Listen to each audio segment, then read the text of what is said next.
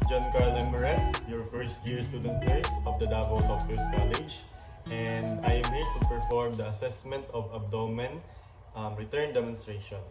So, assessment of the abdomen consists of 4 primary assessments, which are the inspection, the auscultation, the percussion, and lastly, the palpation.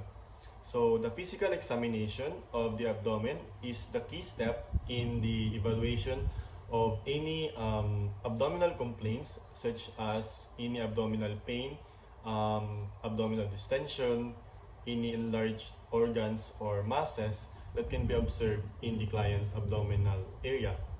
So now we can proceed into the first 3 pre-introductory steps or phase, which are first, check the client's medical records and see if there are any doctor's note in the medical record. Okay, so this is done so that we can know the client's previous and present health status and to also know the note of the doctor. So next step is to determine the scope of assessment that will be given to the patient. So as written here in the medical record, my patient would receive an assessment to the abdomen, and now we will prepare the necessary things that we would need in the assessment to save time and energy. So first is the tape measure. This is done in measuring the patient's abdomen, and stethoscope for auscultation, pen, and the sharp thing like this ruler, as you would tackle why we need the ruler later. So after checking all the equipments that we have, we can now proceed into the next step, which is to done proper hand hygiene, which is hand washing. So this is to deter the spread of microorganisms and to prevent the cross-contamination from the healthcare worker to the patient and vice versa.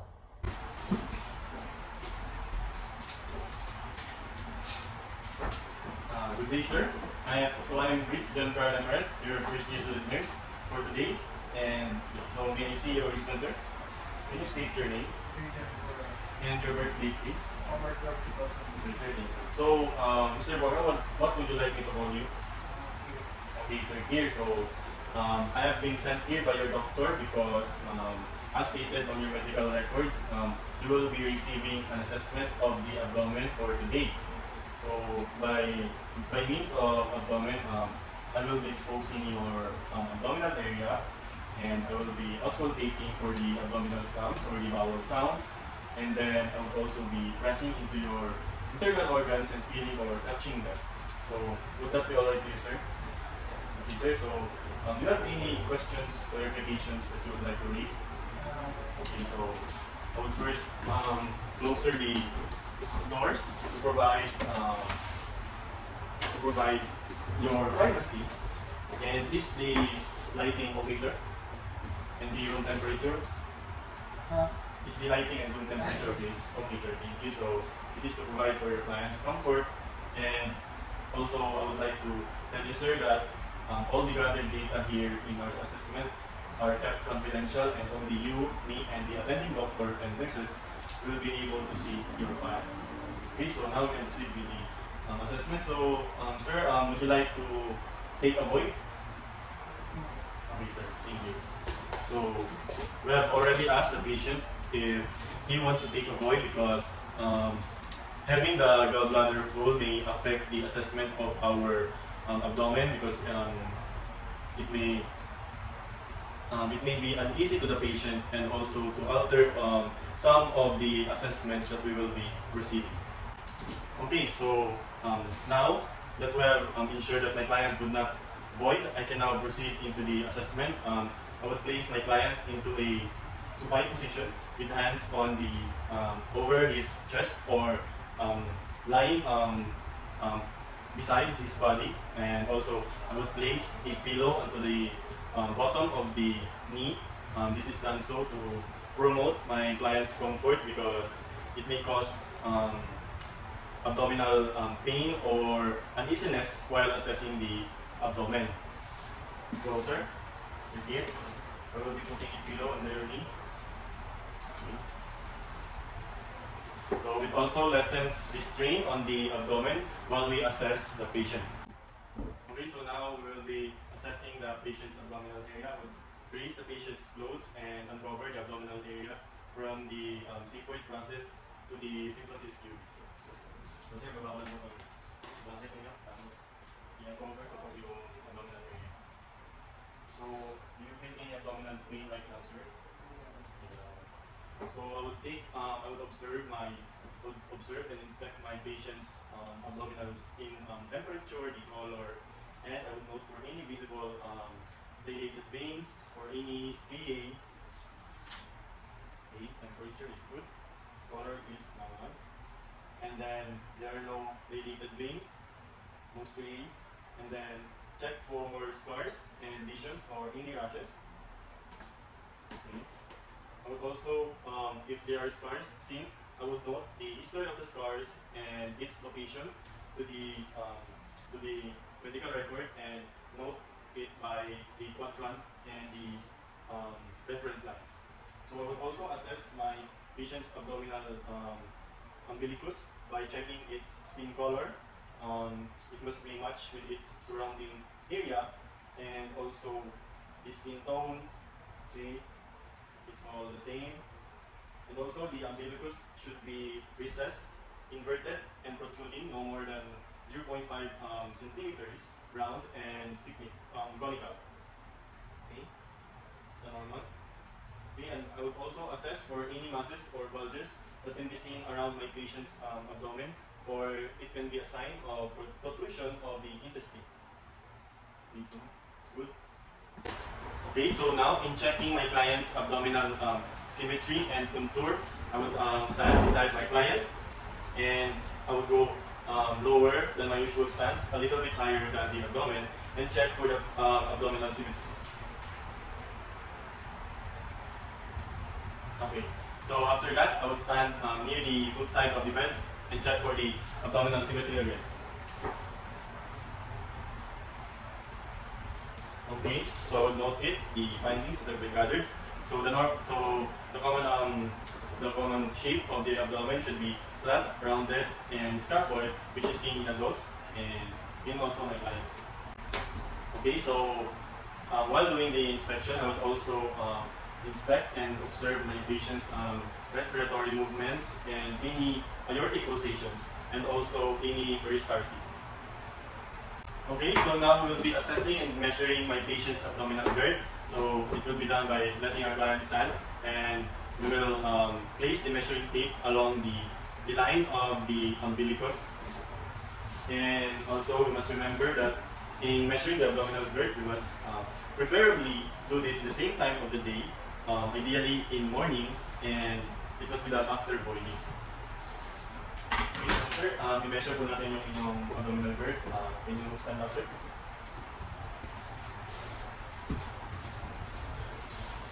So we will make use of our measuring girth, measuring tape, sir. Stand up, sir. Okay.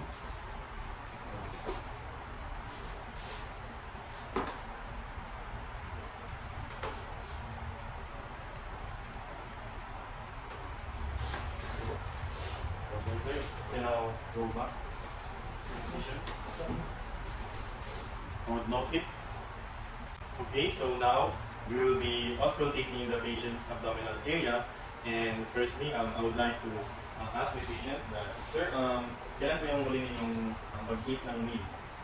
About 8 hours ago. Okay, sir, thank you. So I have asked my patient when was his last intake of meal, because recent intake may increase the peristaltic activity, and also you will be now auscultating the patient and using the diaphragm of the stethoscope, and yeah.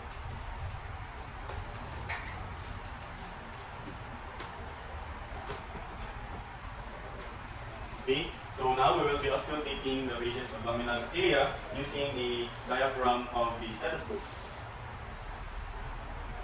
So we would note for the abdominal intensity, the pitch, and the frequency of the vowel sounds. Also, we would listen to the vascular sounds.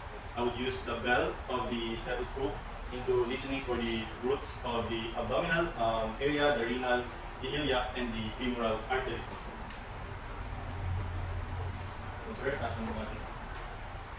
Kailangan pa mga stethoscope sir para tingnan ko yung bowel sounds na abdominal area niyo sir. Also, we'll take note that I will be also listening into my patient's right lower quadrant, right upper quadrant, the left upper quadrant and left lower quadrant in a minimum of 5 minutes for 1 minute in each quadrant.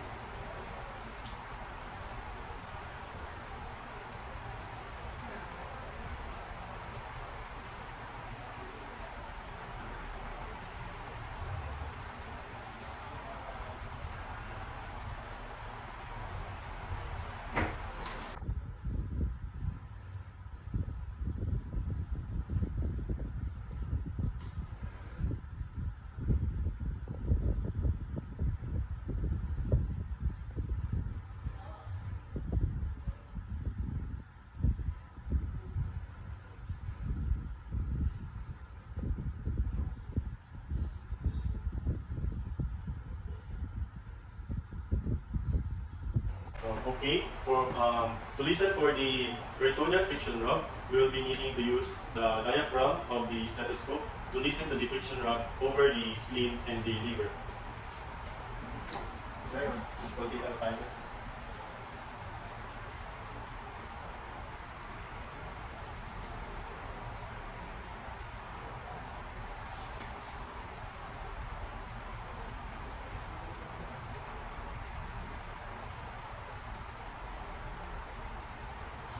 Yes, sir, thank you.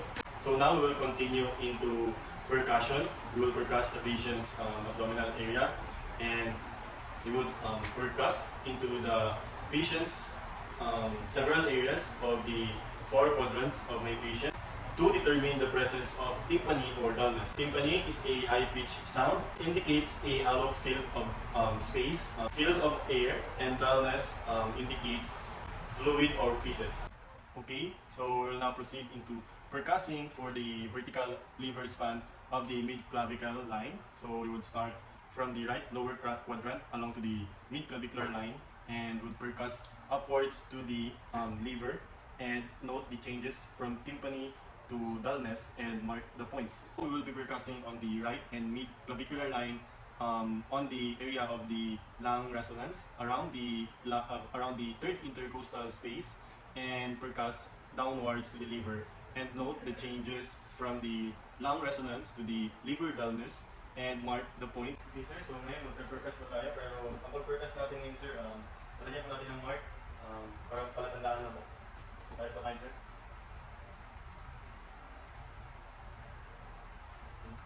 So sir, mag-mark po ako.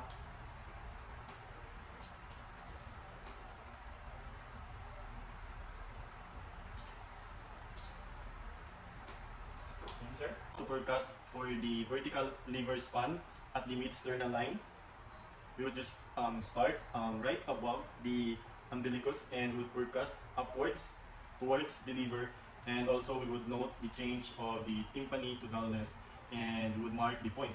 Assess for the upper border. We will start in percussing at the body of the sternum along the third intercostal space. After that, we would percuss downwards until we notice that the tone changes from the flat or the flat to the liver dullness. Okay, so now sir, natas ko lang po konti yung damit niya tapos percuss po ako sa third intercostal rib or sa may dito po banda ko, diba? Okay, so time ko sir. Next is we would measure the distance using the tape measure, and then we would note the distance of the 2 points. A normal liver span should, at the mid-clavicular line, should be about 6 to 12 centimeters, and the normal liver span along the mid-sternal line is around 4 to 8 centimeters. After yun, sir, sumatin ko po yung distance ng dalawa, sir.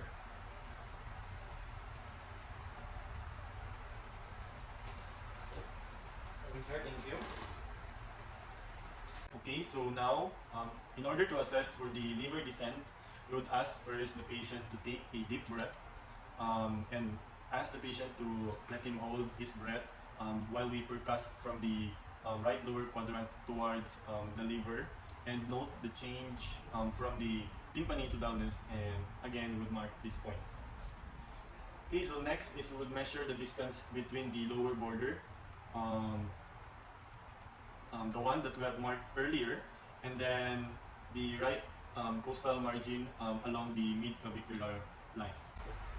Sir, so before po i-percuss, can you inhale, sir? Tapos i-hold po yung breath in. Okay, inhale, hold. Good, sir. Exhale. Measure pa, sir. Thank you, sir. Okay, so now we will begin the percussion on the spleen, and by doing this, we will percuss the posterior side of the patient to the left mid-axillary line, and percuss downwards. We would ask, of course, our patient to if he can move into a side-lying position, and also we would note the lung resonance that we would observe into the percussion. So again, we will perform a second method of percussion to determine the enlargement by asking the client to take a deep breath while we percuss the client on the left interspace to the anterior axillary line. Sir, can you move into a sideline position?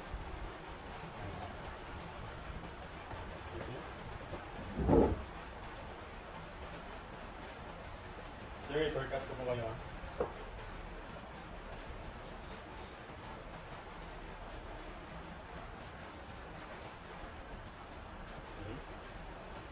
So, now sir, pwede po kayong mag-take ng deep breath and hold it. Deep, hold. Okay, exhale. Okay, deep breath. Hold. Okay, sir. You know what? Thank you. You can go back to your position. Okay, so for the next assessment, we would perform the liver blunt percussion. By doing this, we would place our left hand on the liver, and we would use the ulnar surface and would strike it with our right hand to the left hand, and would ask the patient if he can feel any pain. Okay, sir. So ngayon, gagawin po natin yung liver punch. Gamitin ko po yung aking right hand. Papatang ko po dito, tapos punch ko po natin left hand. Sabihin niyo po kung you feel any pain or not. Okay, right, sir? Sir. Okay, so sir, can you sit down? Tapos, gano'n din po sir, i-off ng disco. Sabihin niyo po if you feel any pain. Okay, so start tayo dito sir. Okay, using the ulnar side of my hand. Feel any pain sir? Hello sir? Okay sir, so dito naman po sa ulnar side sir. Hello sir? Hello sir? Hello sir? Okay sir? Okay, now go back to your position. Thank you. Okay, so now I will proceed into palpating a patient's abdominal area. So by doing this, I would place my patient into a supine position, and I would palpate my patient using my fingertips. I would do the 1 centimeter deep per quadrant. So I would tackle all the 4 quadrants of my patient. As I dip into one quadrant, I would change into the other quadrant, and so on. So sir, taas ko na po yung lungs, and then sir, i-palpate ko po yung abdominal area nyo gamit yung aking kamay. So you can tell me sir if you feel any pain or if you are uncomfortable.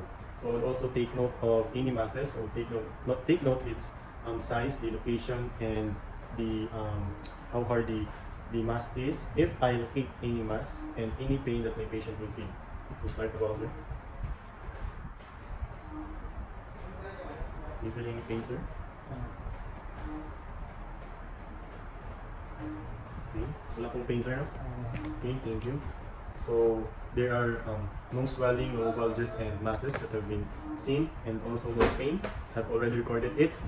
Okay, so now I will be assessing for my client's umbilical ring, assessing for or observing for any nodules, masses, or any swelling, in order to know the presence of tenderness and the presence of mass. Okay.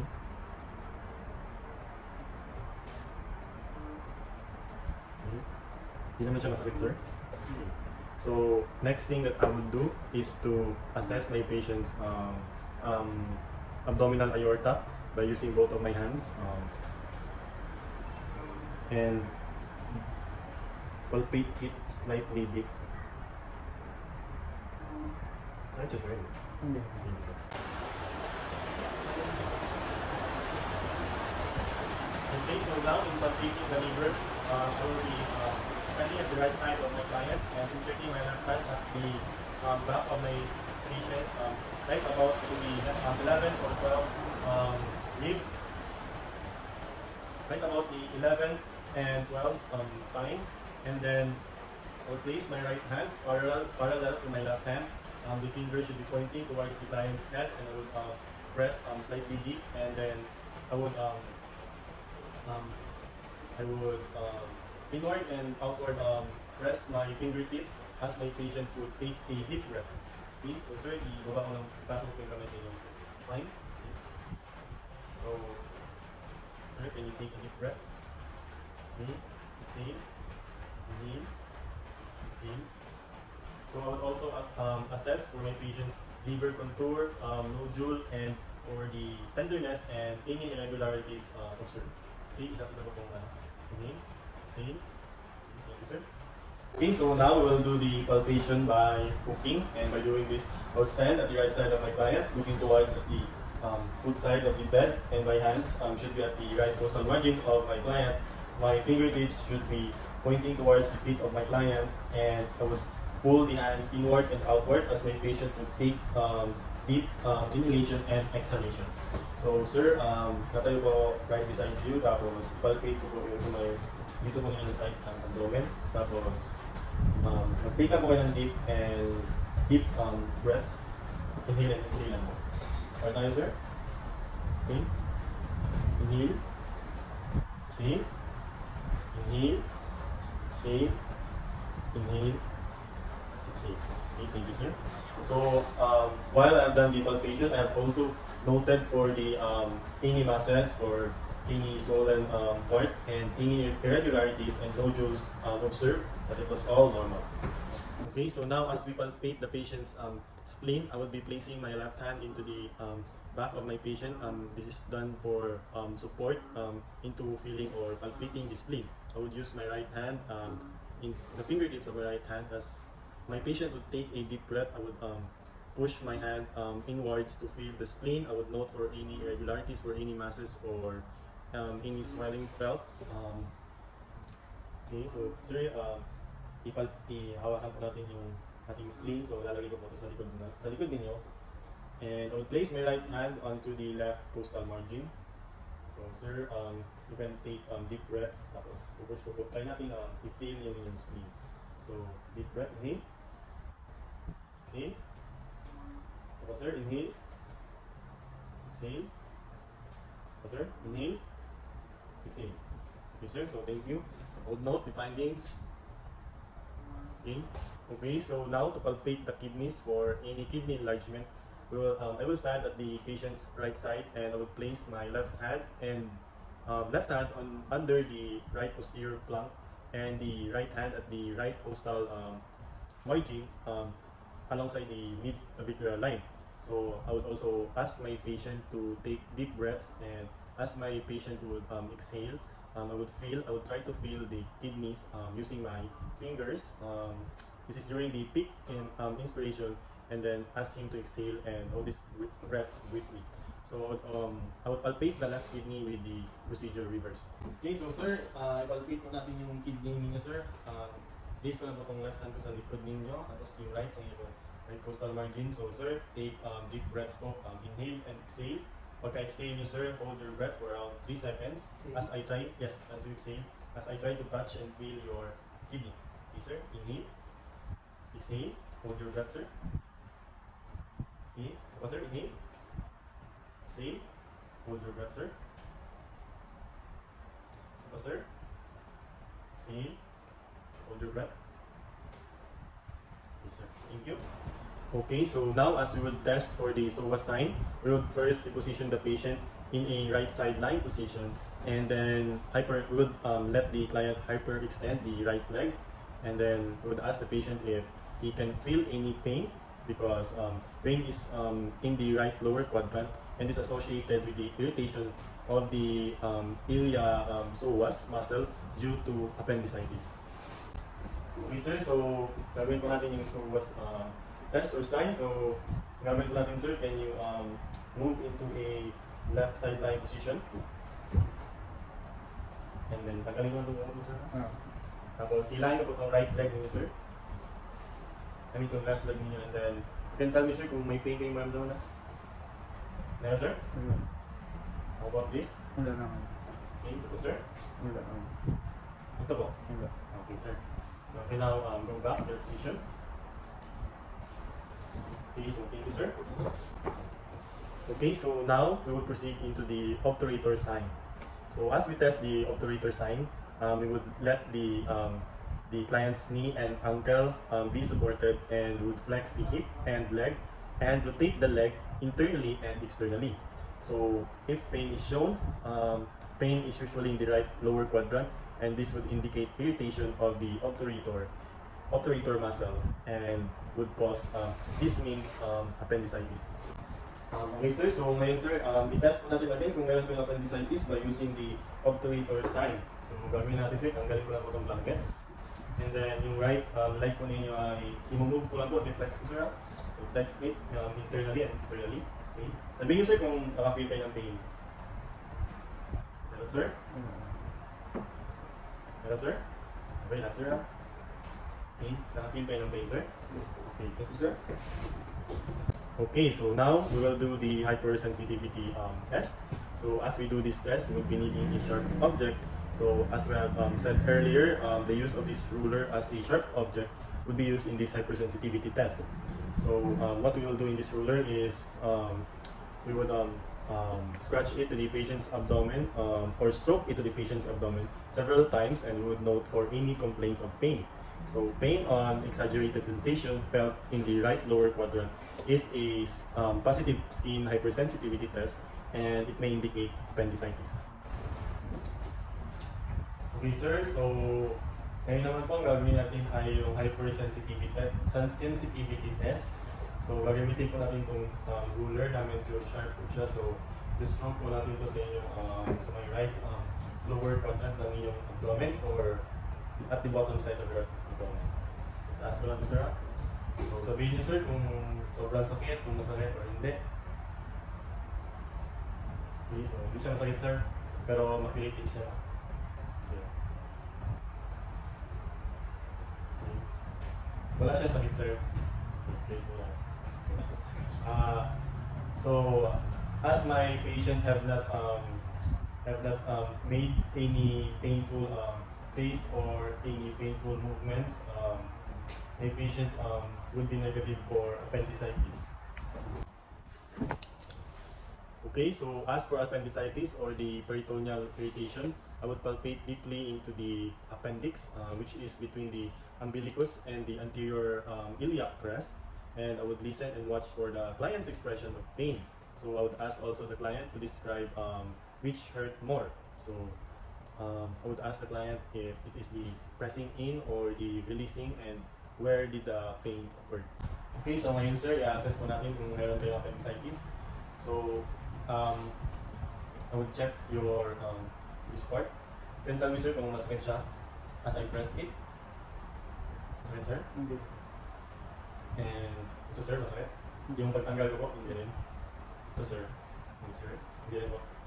Okay, so now I have noted my patient's facial expression as I test my patient's palpation in the appendix, and also the patient has not felt any kind of pain as I palpated it. Okay, sir, sir here, I am now here to assess you with the and to inform you with the findings that we have gathered throughout your assessment. So during our assessment of the abdomen, as I have noticed, the skin, your skin uniform in terms of color, are of the same color, and it is uniform. So there were no rashes, no lesions, no scars or wounds seen. So it is nice and very good finding.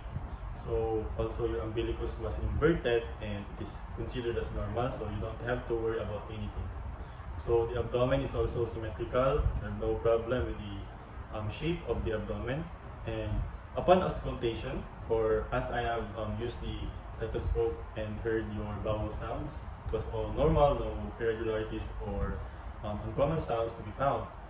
So regarding your liver size, sir, so at the mid-clavicular line, your liver size was 7 centimeters, while at the mid-sternal line, your liver size was at 5 centimeters. So all of this falls into the normal range, so you don't have to worry about anything. So there are also no tenderness, no masses, no bulges, or no swelling seen upon palpation. No, it was not felt upon palpation of your abdomen and also in percussion. So overall, sir, your abdomen is good. So it's a good quality that you have, sir. Having a good and healthy lifestyle. So I would only advise you, sirs, to continuously drink water. Avoid drinking alcohol too much because everything excessive is bad for our health, mostly to our liver, as it may damage it. So you also don't have any appendicitis, sir. That is a really good indication of good health. So before we end our assessment, do you have any clarifications, questions, or concerns that you want to raise? No. Okay, sir. So if that's all, then I would like to thank you for your cooperation throughout this full assessment. So now that I have assessed my patient into the reporting of findings, into the proper teaching, and I can now proceed into the aftercare of the equipments. I would do documentation, write the things that I have to write, and also I would done proper hand hygiene by the use of hand washing in order to prevent and to deter the spread of microorganisms. So again, I am Britz Karl, your first year student nurse of the Davao Doctors College. Thank you for watching.